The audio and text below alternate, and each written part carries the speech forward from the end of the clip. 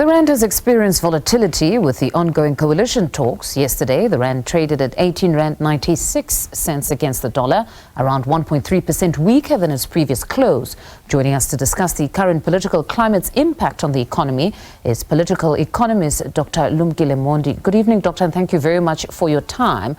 So the ANC is currently locked in a meeting discussing the various options for some sort of a governing model. But yesterday we heard they were leaning towards a government of national unity. Firstly, your views around this.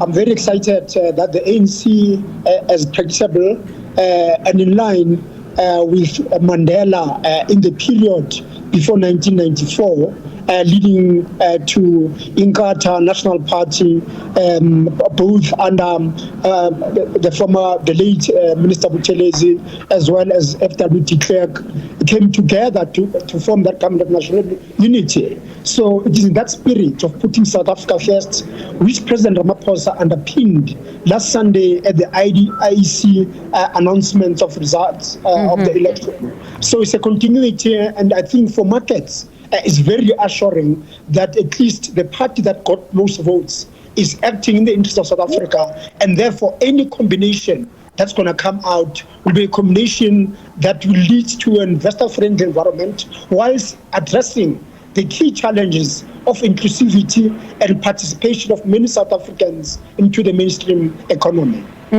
But when just looking at what coalition partners are saying, particularly the SACP, it seems as though this government of national unity might be a varied one or a somewhat different iteration of a GNU. So would that not be problematic? Because what they're saying is that the Democratic Alliance cannot be part of that government of national unity. Well, if they believe in that, they should have stood as SACP and also got the wishes of South Africans. The people have spoken. The people want a government of national unity as reflected in the voting patterns. So therefore, any person who didn't stand in the election can voice their interest, but they cannot prescribe, given that the voters have spoken, and at the same time, various interest groups can contest what combination they want. At this juncture, we want a functioning government. We want an investor-friendly environment. We want a government that puts people first, that will ensure that we change our fortunes economically. We have a growing economy that addresses the labor market challenges, create jobs, and in the process alleviate poverty, given that in the past 10 years, we've seen the destruction of that. And South Africa has left behind in terms of economic performance. And therefore, let's put that view that says South Africa first, jobs as well as growth together. But when listening again to Solima Paila, he says in the past 10 years that you speak of, the reason that we were left behind is purely because government pandered to the interests of capital, according to them, which led to naught. That here they were not able to create jobs, but if anything, they retrenched at any point where they felt they were experiencing difficulties in their companies.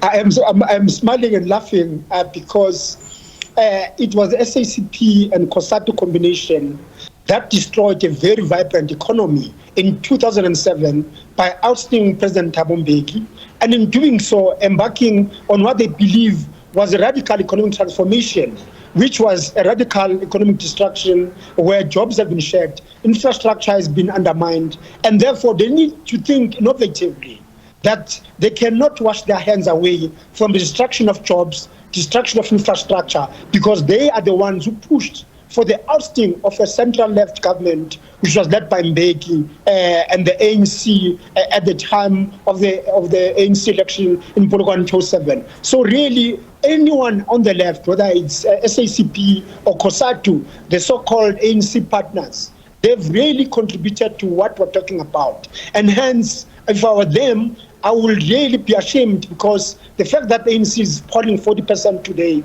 they're partly to blame because they deviated from the goals of the RTP, from the goals that the ANC had set up of creating an inclusive economy and redress of the past to be, but at the same time make sure that state institution functions, that education institutions function, that the health system is well and functioning, but more importantly, South Africans got shelter. So it is SACP and COSATU who contributed to the malaise of the economy. So therefore, I'm not surprised that they would want to talk that way. And if I were them, I would really look at a combination that will talk to attracting business, ensuring that you address the problems of inequality by having partners in the alliance that speak the language of black participation, such as the economic freedom fighters. Anything else really becomes more confusing and deepen the crisis, economic crisis that South Africa faces.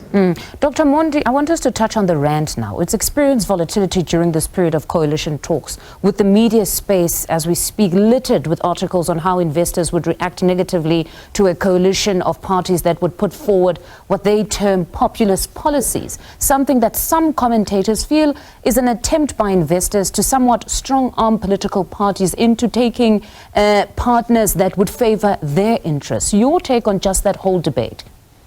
Well, in fact, I mean, everyone, all of us have got an opportunity, given that the voters have spoken, to enter the space and put across our views of how the new economy would work under a GNU or some form of coalition. So therefore, the interest groups that are pushing their views very strongly. But we mustn't be silent. We need to address the problems of employment, the problems of poverty and inequality.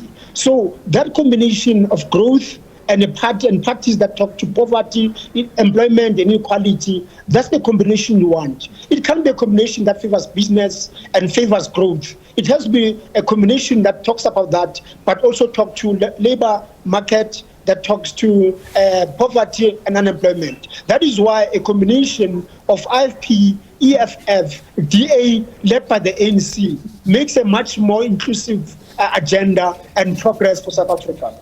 I see, Dr. Mondi, there that you left out the MK. But thank you very much for your insights this evening. That was political economist Dr. Lumkile Mondi speaking to us.